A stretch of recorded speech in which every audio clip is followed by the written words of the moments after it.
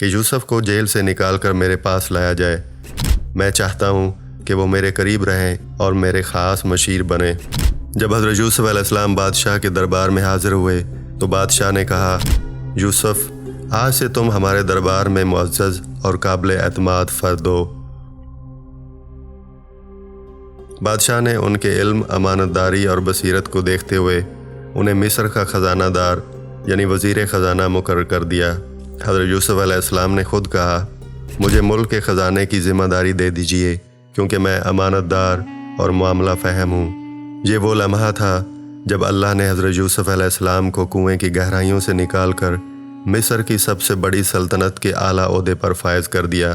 حضرت یوسف علیہ السلام کی قید سے رہائی کے بعد بادشاہ نے ان کی دانائی اور خوابوں کی تعبیر کی صلاحیتوں کو دیکھتے ہوئے انہیں مصر کے خزانے کا انچارج بنا دیا۔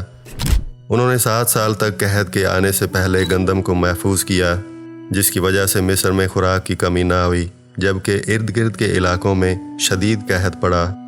حضرت یعقوب علیہ السلام اور ان کے بیٹے کنعان میں رہتے تھے، جہاں خوراک کی سخت قلت تھی۔ جب انہیں خبر ملی کہ مصر میں اناج دستیاب ہے تو حضرت یعقوب علیہ السلام نے اپنے بیٹوں کو مصر بھیجا تاکہ وہ وہاں سے غلہ لے کر آئیں۔ جب حضرت یوسف علیہ السلام کے بھائی مصر پہنچے تو انہیں شاہی دربار میں لے جایا گیا، جہاں وہ مصر کے خزانے کے انچارج حضرت یوسف علیہ السلام سے ملے، لیکن وہ اپنے بھائی کو پہچان نہ سکے کیونکہ وہ اب ایک عظیم حکمران بن چکے تھے، جبکہ وہ انہیں صرف اپنے چھوٹے بھائی کے طور پر جانتے تھے۔ قرآن مجید میں اس موقع کا ذکر ان الفاظ میں ہوا ہے، اور یوسف کے بھائی آئے اور اس کے پاس داخل ہوئے تو وہ انہیں پہچان گیا مگر وہ اسے نہ پہچان سکے۔ حضرت یوسف علیہ السلام نے ان سے پوچھا کہ وہ کہاں سے آئے ہیں اور ان کا خاندان کیسا ہے۔ انہوں نے بتایا کہ وہ کنعان سے آئے ہیں اور ان کے والد ایک بزرگ شخص ہیں اور ان کا ایک اور بھائی بنیامین ہے جو گھر میں والد کے پاس رہ گیا ہے۔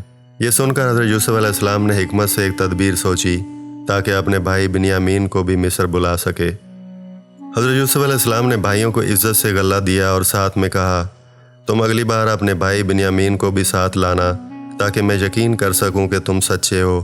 اگر تم اسے نہ لائے تو تمہیں دوبارہ غلہ نہیں ملے گا۔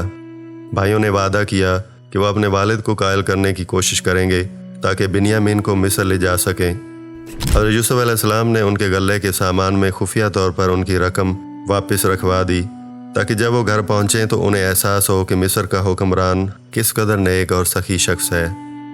جب بھائی کنعان واپس پہنچے تو انہوں نے حضرت یعقوب علیہ السلام کو سارا ماجرا سنایا اور درخواست کی کہ وہ بنیامین کو مصر جانے کی اجازت دیں، مگر حضرت یعقوب علیہ السلام کو اپنے بیٹوں پر بھروسہ نہیں تھا کیونکہ انہوں نے پہلے بھی یوسف علیہ السلام کے ساتھ دھوکہ کیا تھا۔ انہوں نے کہا، میں بنیامین کو تمہارے ساتھ کیسے بھیج دوں جبکہ اس سے پہلے تم یوسف کے معاملے میں لاپرواہی کر چکے ہو۔ لیکن جب اناج ختم ہونے لگا اور مزید غلہ لینے کی ضرورت پیش آئی تو حضرت یعقوب علیہ السلام کو مجبوراً بنیامین کو جانے کی اجازت دینی پڑی۔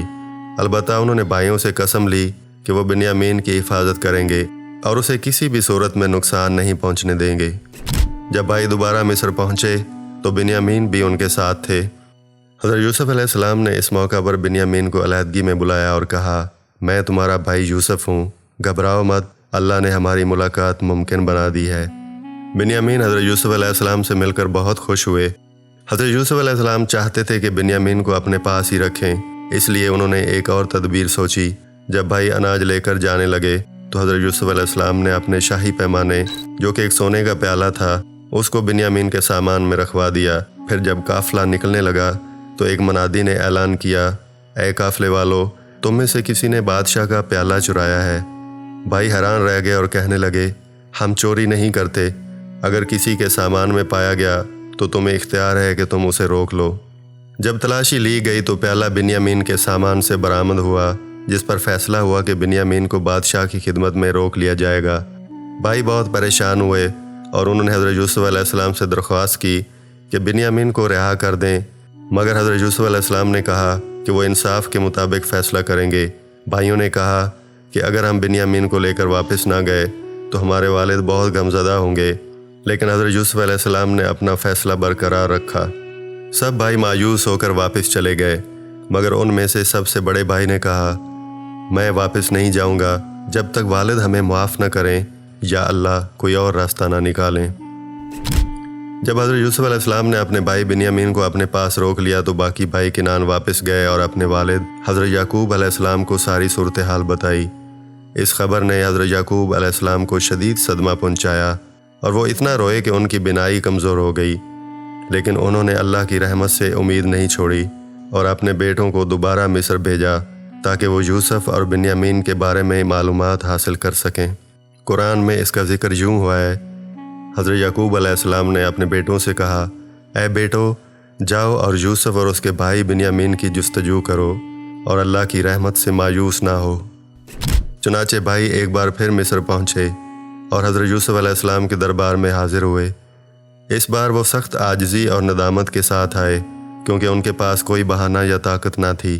انہوں نے فریاد کی، اے عزیز مصر، ہم اور ہمارا خاندان سخت مصیبت میں ہیں اور ہم معمولی سا سرمایہ لے کر آئے ہیں، تو ہم پر رحم کریں اور ہمیں غلہ عطا کر دیں۔ یقیناً اللہ صدقہ دینے والوں کو جزا دیتا ہے۔ یہ وہ لمحہ تھا جب حضرت یوسف علیہ السلام نے اپنے بھائیوں کو حقیقت بتانے کا فیصلہ کیا۔ وہ اتنے سالوں بعد اپنے بھائیوں کو اپنے سامنے عاجزی کے ساتھ دیکھ رہے تھے، وہی بھائی جو کبھی ان سے سخت بغض اور حسد رکھتے تھے، مگر اب وقت نے انہیں بدل دیا تھا۔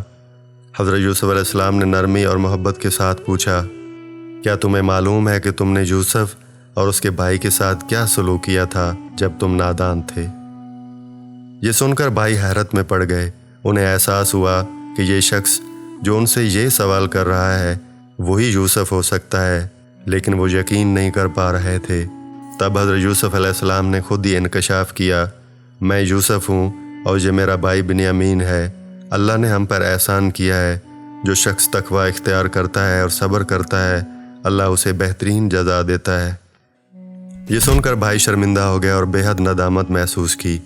وہ جانتے تھے کہ انہوں نے حضرت یوسف علیہ السلام کے ساتھ سخت ظلم کیا تھا، مگر اب وہ ایک عظیم حکمران کے طور پر ان کے سامنے کھڑے تھے۔ بھائیوں نے اپنی غلطی کا اعتراف کرتے ہوئے کہا، اللہ کی قسم، یقیناً اللہ نے تمہیں ہم پر برتری دی ہے اور ہم واقعہ خطا کار تھے۔ یہ وہ موقع تھا جب حضرت یوسف علیہ السلام نے اپنی اعلیٰ ظرفی اور نبیوں کی شان دکھائی۔ انہوں نے اپنے بھائیوں کو شرمندہ کرنے کے بجائے انہیں معاف کر دیا اور فرمایا، آج تم پر کوئی ملامت نہیں، اللہ تمہیں معاف کرے اور وہ سب سے زیادہ رحم کرنے والا ہے۔ پھر حضرت یوسف علیہ السلام نے اپنے بھائیوں کو ایک قمیض دی اور کہا، میری یہ قمیض لے جاؤ اور اسے میرے والد کے چہرے پر ڈال دو، ان کی بینائی واپس آ جائے گی، اور پھر اپنے پورے خاندان کو لے کر میرے پاس آ جاؤ۔ ادھر کنعان میں حضرت یعقوب علیہ السلام جو برسوں سے یوسف علیہ السلام کی جدائی میں روتے رہے تھے، اچانک کہنے لگے، مجھے یوسف علیہ السلام کی خوشبو آ رہی ہے، اگر تم مجھے بوڑھا اور کمزور نہ سمجھو تو۔ جب حضرت یوسف علیہ السلام کی قمیض پہنچی اور اسے حضرت یعقوب علیہ السلام کے چہرے پر رکھا گیا تو ان کی بینائی واپس آ گئی۔ یہ ایک بہت بڑا معجزہ تھا اور حضرت یعقوب علیہ السلام نے فوراً اللہ کا شکر ادا کیا۔ حضرت یوسف علیہ السلام نے اپنے بھائیوں سے کہا تھا کہ وہ پورے خاندان کو مصر لے آئیں، کیونکہ قحط کے دن ابھی باقی تھے اور وہ چاہتے تھے کہ ان کے والد اور باقی افراد آرام سے رہ سکیں۔ چنانچہ حضرت یعقوب علیہ السلام اور ان کا پورا خاندان تقریباً 70 افراد کنعان سے مصر کی طرف روانہ ہوئے۔ جب وہ مصر پہنچے تو حضرت یوسف علیہ السلام نے نہایت عزت اور محبت سے اپنے والدین کو خوش آمدید کہا اور اپنے والد کو اپنے تخت پر بٹھایا۔ اللہ قرآن میں فرماتے ہیں، اور جب وہ یوسف کے پاس پہنچے تو یوسف نے اپنے والدین کو اپنے پاس جگہ دیا اور کہا، اللہ کی مرضی سے آپ سب مصر میں امن و امان کے ساتھ رہیں گے۔ جب حضرت یوسف علیہ السلام کے والد، والدہ اور بھائیوں نے انہیں اس عظیم مقام پر دیکھا تو سب نے سجدہ شکر ادا کیا۔ اللہ قرآن میں فرماتے ہیں، اور اس موقع پر یوسف کے والدین اور بھائیوں نے اس کے سامنے سجدہ کیا تو یوسف نے کہا، اے میرے والد، یہ میرے اس خواب کی تعبیر ہے جو میں نے بچپن میں دیکھا تھا۔ میرے رب نے اسے سچ کر دکھایا ہے اور اس نے مجھے عزت دی ہے۔